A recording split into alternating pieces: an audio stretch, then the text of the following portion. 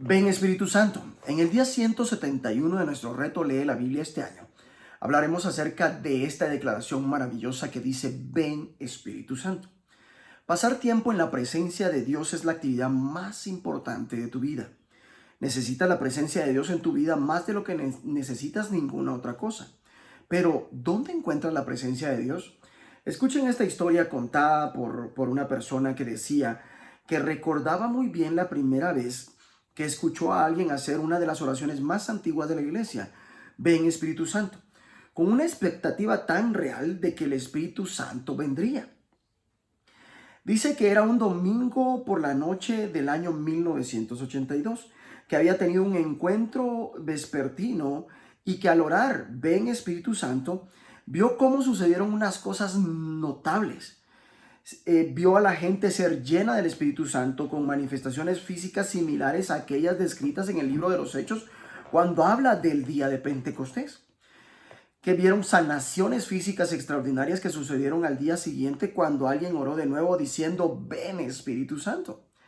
Dios siempre está presente con su pueblo por medio del Espíritu Santo. Cuando oras, ven Espíritu Santo, estás pidiendo un mayor sentido de la presencia de Dios. En el Nuevo Testamento hubo veces en las que el Espíritu Santo llenó a una reunión de personas de manera soberana y espontánea. También hay otras veces en las que los discípulos oraron pidiendo el Espíritu Santo. Después de haber orado,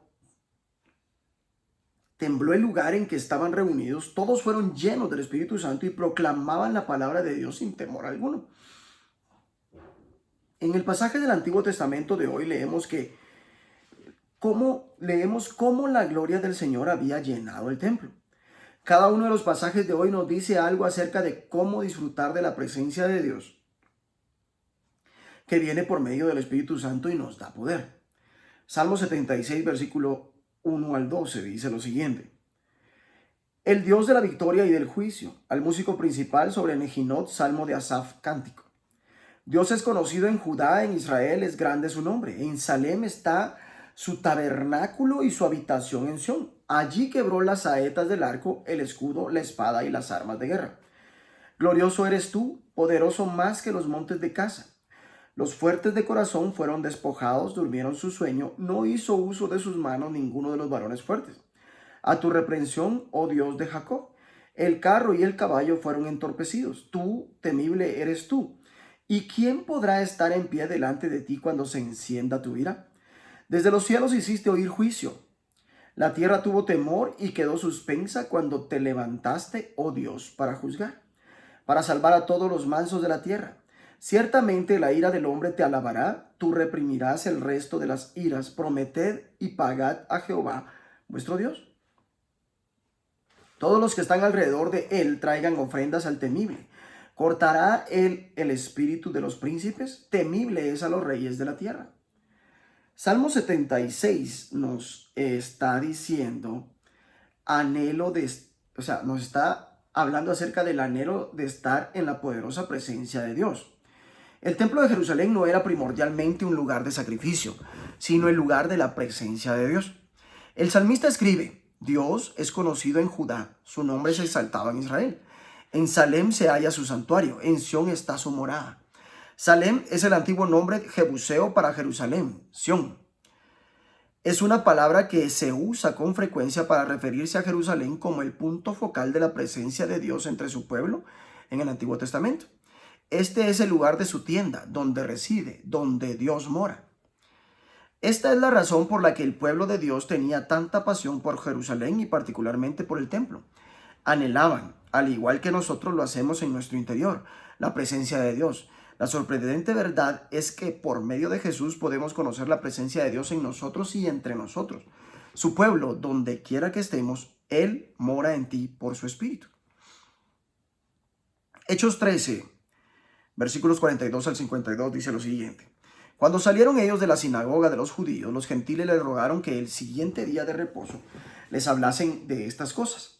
Y despedida la congregación, muchos de los judíos y de los prosélitos piadosos siguieron a Pablo y a Bernabé, quienes hablándoles les persuadían a que perseverasen en la gracia de Dios. El siguiente día de reposo se juntó casi toda la ciudad para oír la palabra de Dios. Pero viendo los judíos, la muchedumbre, se llenaron de celos y rebatían lo que Pablo decía, contradiciendo y blasfemando. Entonces Pablo y Bernabé, hablando con denuedo, dijeron: a vosotros a la verdad era necesario que se os hablase primero la palabra de Dios. Mas puesto que la desecháis y no os juzgáis dignos de la vida eterna, he aquí nos volvemos a los gentiles, porque así nos ha mandado el Señor, diciendo: te he puesto para luz de los gentiles, a fin de que seas para salvación hasta lo último de la tierra. Los gentiles, oyendo esto, se regocijaban y glorificaban la palabra del Señor, y creyendo todos los que estaban ordenados para vida eterna. Y la palabra del Señor se difundía por toda aquella provincia. Pero los judíos instigaron a mujeres piadosas y distinguidas y a los principales de la ciudad, y levantaron persecución contra Pablo y Bernabé, y los expulsaron de sus límites. Ellos entonces, sacudiendo contra ellos el polvo de sus pies, llegaron a Iconio, y los discípulos estaban llenos de gozo y del Espíritu Santo. Hechos 14, versículos 1 al 7, también nos dice: aconteció en Iconio que entraron juntos en la sinagoga de los judíos y hablaron de tal manera que creyó una gran multitud de judíos y asimismo de griegos. Mas los judíos que no creían excitaron y corrompieron los ánimos de los gentiles contra los hermanos. Por tanto, se detuvieron allí mucho tiempo hablando con denuedo, confiados en el Señor, el cual daba testimonio a la palabra de su gracia, concediendo que se hiciesen por las manos de ellos señales y prodigios. Y la gente de la ciudad estaba dividida. Unos estaban con los judíos y otros con los apóstoles. Pero cuando los judíos y los gentiles, juntamente con sus gobernantes, se lanzaron a enfrentarlos y a apedrearlos, habiéndolo sabido, huyeron a Listra y Derbe, ciudades de Licaonia, y a toda la región circunvecina, y allí predicaban el evangelio. Hechos 13 y 14 también nos están aclarando que debemos llenarnos de la poderosa presencia de Dios. Desde el día de Pentecostés, la gracia de Dios que da poder vino sobre su pueblo. En el pasaje de hoy leemos que fueron una vez más llenos del Espíritu Santo. Todo cristiano tiene ahora el Espíritu Santo morando en él. Romanos 8:9. En este pasaje vemos el impacto de la presencia de Dios que colma de poder cuando estás lleno del Espíritu Santo. Efectividad. En Antioquía las masas se reunían para oír la palabra del Señor. En Iconio hallaron de tal manera que creyó una multitud de judíos y de griegos. El Señor confirmó su mensaje permitiéndoles hacer señales y prodigios. Esto no significa que todo el mundo en la iglesia disfrutaran de una salud perfecta en esta vida. Más bien, vemos una anticipación del reino de Dios futuro para que el evangelio pueda avanzar y triunfar. Oposición. No des por sentado que si Dios está contigo no encontrarás ninguna oposición significativa. Estos incidentes nos recuerdan que de hecho suele ser lo contrario. El enemigo intenta fomentar oposición y dificultades donde Dios está obrando. En Antioquía, algunas personas se llenaron de celos y contradecían con maldiciones lo que Pablo decía. Provocaron una persecución contra Pablo y Bernabé, por tanto, los expulsaron de la región. En Iconio, aquellos que se negaron a creer incitaron a los gentiles y les amargaron el ánimo contra los hermanos. Tramaron maltratarlos y apedrearlos. Gozo. Tu felicidad no depende de lo que te esté ocurriendo. Hay una alegría profunda que vino de la presencia de Dios en medio de toda la oposición y después de haber sido forzados a abandonar Antioquía. Los discípulos fueron a la siguiente ciudad, Iconio, llenos de alegría y del Espíritu Santo. Valentía. El Espíritu Santo te dará la valentía a pesar de la oposición. En Antioquía, Pablo y Bernabé les contestaron valientemente. Era necesario que les anunciáramos la palabra de Dios primero a ustedes. En Iconio, Pablo y Bernabé pasaron allí bastante tiempo, hablando valientemente en el nombre del Señor. A pesar de la oposición y del complot que estaba en marcha, continuaron anunciando las buenas nuevas. Leamos Primera de Reyes 7, 23 al 51. Hizo fundir asimismo un mar de 10 codos de un lado al otro, perfectamente redondo. Su altura era de 5 codos y lo ceñía alrededor un cordón de 30 codos. Y rodeaban aquel mar por debajo de su borde alrededor unas bolas como calabazas, 10 en cada codo, que ceñían el mar alrededor en 2 filas, las cuales habían sido fundidas cuando el mar fue fundido. Y descansaban sobre 12 bueyes, 3 miraban al norte, 3 miraban al occidente, 3 miraban al sur y 3 miraban al oriente. Sobre esto se apoyaba el mar y las ancas de ellos estaban hacia la parte de adentro. El grueso del mar era de un palmo menor y el borde era labrado como el borde de un cáliz o de flor de lis. y cabían en él 2000 batos. Hizo también 10 basas de bronce, siendo la longitud de cada basa de 4 codos y la anchura de 4 codos y de 3 codos la altura. La obra de las basas era esta: tenían unos tableros, los cuales estaban entre molduras, y sobre aquellos tableros que estaban entre las molduras había figura de leones, de bueyes y de querubines, y sobre las molduras de la basa, así encima como debajo de los leones y de los bueyes, había unas añadiduras de bajo relieve. Cada basa tenía 4 ruedas de bronce, con ejes de bronce, y en sus 4 esquinas había repisas de fundición que sobresalían de los festones para venir a quedar debajo de la fuente. Y la boca de la fuente entraba un codo en el remate que salía para arriba de la basa. Y la boca era redonda, de la misma hechura del remate, y este de codo y medio. Había también sobre la boca de entalladuras con sus tableros, los cuales eran cuadrados, no redondos. Las 4 ruedas estaban debajo de los tableros, y los ejes de las ruedas nacían en la misma basa. La altura de cada rueda era de 1 codo y medio, y la forma de las ruedas era como la de las ruedas de un carro: sus ejes, sus rayos, sus cubos y sus cinchos, todo era fundición. Asimismo, las 4 repisas de las 4 esquinas de cada basa y las repisas eran parte de la misma basa. Y en lo alto de la basa había una pieza redonda de medio codo de altura, y encima de la basa sus molduras y tableros, las cuales salían de ella misma. E hizo en las tablas de las molduras y en los tableros entalladuras de querubines, de leones y de palmeras, con proporción en el espacio de cada una, y alrededor otros adornos. De esta forma hizo 10 basas fundidas de una misma manera, de una misma medida y de una misma entalladura. Hizo también 10 fuentes de bronce, cada fuente contenía 40 batos, y cada una era de 4 codos. Y colocó una fuente sobre cada una de las 10 basas, y puso 5 basas a la mano derecha de la casa y las otras 5 a la mano izquierda. Y colocó el mar al lado derecho de la casa, al oriente hacia el sur. Asimismo hizo Hiram fuentes y tenazas y cuencos. Así terminó toda la obra que hizo a Salomón para la casa de Jehová: 2 columnas y los capiteles redondos que estaban en lo alto de las 2 columnas, y 2 redes que cubrían los 2 capiteles redondos que estaban sobre la cabeza de las columnas, 400 granadas para las 2 redes, 2 hileras de granadas en cada red para cubrir los 2 capiteles redondos que estaban sobre las cabezas de las columnas, las 10 basas y las 10 fuentes sobre las basas, un mar con 12 bueyes debajo del mar, y calderos, paletas, cuencos y todos los utensilios que Hiram hizo al rey Salomón. Para la casa de Jehová, de bronce bruñido, todo lo hizo fundir el rey en la llanura del Jordán, en tierra arcillosa entre Sucot y Zeretán. Y no inquirió Salomón el peso del bronce de todos los utensilios por la gran cantidad de ellos. Entonces hizo Salomón todos los enseres que pertenecían a la casa de Jehová: un altar de oro y una mesa también de oro, sobre la cual estaban los panes de la proposición, 5 candeleros de oro purísimo a la mano derecha y otros 5 a la izquierda, frente al lugar santísimo, con las flores, las lámparas y tenazas de oro. Asimismo, los cántaros, despabiladeras, tazas, cucharillas e incensarios de oro purísimo. También de oro los quiciales de las puertas de la casa de adentro del lugar santísimo y los de las puertas del templo. Así se terminó toda la obra que dispuso hacer el rey Salomón para la casa de Jehová, y metió Salomón lo que David su padre había dedicado: plata, oro y utensilios, y depositó todo en las tesorerías de la casa de Jehová. Primera de Reyes 8, versículos 1 al 21, dice lo siguiente: Entonces Salomón reunió ante sí en Jerusalén a los ancianos de Israel, a todos los jefes de las tribus y a los principales de las familias de los hijos de Israel, para traer el arca del pacto de Jehová de la ciudad de David, la cual es Sión.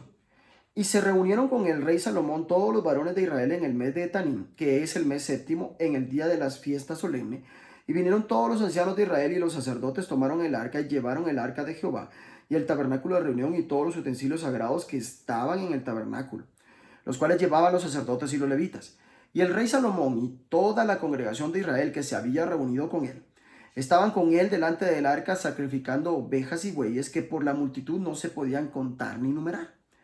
Y los sacerdotes metieron el arca del pacto de Jehová en su lugar, en el santuario de la casa, en el lugar santísimo, debajo de las alas de los querubines, porque los querubines tenían extendidas las alas sobre el lugar del arca, y así cubrían los querubines el arca y sus varas por encima.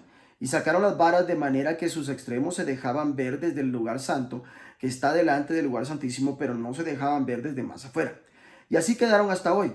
En el arca ninguna cosa había sino las dos tablas de piedra que allí había puesto Moisés en Horeb, donde Jehová hizo pacto con los hijos de Israel, cuando salieron de la tierra de Egipto. Y cuando los sacerdotes salieron del santuario, la nube llenó la casa de Jehová. Y los sacerdotes no pudieron permanecer para ministrar por causa de la nube, porque la gloria de Jehová había llenado la casa de Jehová. Entonces dijo Salomón: Jehová ha dicho que él habitaría en la oscuridad. Yo he edificado casa por morada para ti, sitio en que tú habites para siempre. Y volviendo al rey su rostro, bendijo a toda la congregación de Israel, y toda la congregación de Israel estaba de pie. Y dijo: bendito sea Jehová, Dios de Israel, que habló a David mi padre lo que con su mano ha cumplido, diciendo: desde el día que saqué de Egipto a mi pueblo Israel, no he escogido ciudad de todas las tribus de Israel para edificar casa en la cual estuviese mi nombre, aunque escogí a David para que presidiese en mi pueblo Israel. Y David mi padre tuvo en su corazón edificar casa al nombre de Jehová, Dios de Israel. Pero Jehová dijo a David mi padre: cuanto a haber tenido en tu corazón edificar casa a mi nombre, bien has hecho en tener tal deseo. Pero tú no edificarás la casa, sino tu hijo que saldrá de tus lomos, él edificará casa a mi nombre. Y Jehová ha cumplido su palabra que había dicho, porque yo me he levantado en lugar de David mi padre, y me he sentado en el trono de Israel, como Jehová había dicho. Y he edificado la casa al nombre de Jehová, Dios de Israel. Y he puesto en ella lugar para el arca, en la cual está el pacto de Jehová que él hizo con nuestros padres, cuando los sacó de la tierra de Egipto. Primera de Reyes 7 y 8 claramente nos está recordando la poderosa presencia de la gloria de Dios. ¿Por qué razón no querrías pasar tiempo con Dios? Nos pasamos horas en las redes sociales mirando la televisión o las pantallas de nuestros teléfonos. Como escribe Joyce Meyer, parece que no tenemos ningún problema en invertir nuestro tiempo en ir detrás de aquellas cosas. La verdad es que el diablo nos combate más en el área de pasar tiempo con Dios de lo que lo hace en ninguna otra área de nuestras vidas cristianas. De hecho, Satanás preferiría mucho más que nos involucráramos en todo tipo de actividades religiosas en vez de pasar tiempo con el Señor. Este pasaje nos ayuda a comprender lo increíble que es pasar tiempo en la presencia de Dios, el extraordinario privilegio que está a tu disposición como seguidor de Jesús. Este pasaje del Antiguo Testamento acerca de la construcción del templo físico de Jerusalén, lugar donde Dios morará para siempre, adquiere un significado completamente nuevo cuando lo lees a la luz del Nuevo Testamento. El templo de Jerusalén prefigura la morada de Dios dentro de los corazones de los creyentes en el Nuevo Testamento. El arca de la alianza o arca del pacto representaba en particular la presencia de Dios, el apogeo de este templo, tanto al ser preparado para su uso como en alabanza de Salomón. Era la colocación del arca de la alianza en el mismo. El arca no tenía nada más que las dos tablas de piedra que Moisés había colocado en ella, o en otras palabras, los 10 mandamientos. Cuando tú, el pueblo de Dios, vives bajo la palabra de Dios, descubres que el Espíritu de Dios acrecienta tu experiencia de la presencia de Dios. Leemos: cuando los sacerdotes se retiraron del lugar santo, la nube llenó el templo del Señor. Y por causa de la nube, los sacerdotes no pudieron celebrar el culto, pues la gloria del Señor había llenado el templo. Cuando oramos, ven Espíritu Santo, estamos orando por un acrecentado sentido de la presencia de Dios entre nosotros. Esto es lo que solemos experimentar frecuentemente cuando hacemos esa oración. Aunque Dios está presente en todas partes, no siempre sentimos su presencia. Seguramente lo que se describe como un sentido acrecentado de la presencia de Dios es lo que Salomón estaba describiendo cuando dijo: yo te he construido un excelso templo, un lugar donde habites para siempre. Puede haber momentos particulares en los que experimentemos la presencia de Dios al estar con los demás, pero también puedes experimentar esta presencia al pasar tiempo a solas con Él. Aunque no tienes que ser legalista con este tema, tener un tiempo regular con Dios ayuda a leer la Biblia, hablar con tu Padre en oración, escuchar a veces música cristiana o simplemente quedarte sentado en silencio. Comienzas a experimentar la presencia de Dios. De hecho, a veces la oración "Ven, Espíritu Santo" puede ser respondida en forma de una paz total, calma y quietud. Alabado sea Señor, porque así como tu gloria llenó el templo de Salomón, ahora tu gloria llena a tu pueblo. Gracias porque todas tus promesas se cumplen en nosotros. Ven Espíritu Santo, haz que se cumpla tu promesa entre nosotros otra vez hoy. Gracias porque cada vez que oramos, ven Espíritu Santo, el Espíritu Santo viene y experimentamos un acrecentado sentimiento de la presencia de Dios entre nosotros. Ayúdame a priorizar mi tiempo y disfrutar tu maravillosa presencia contigo. Que Dios te bendiga.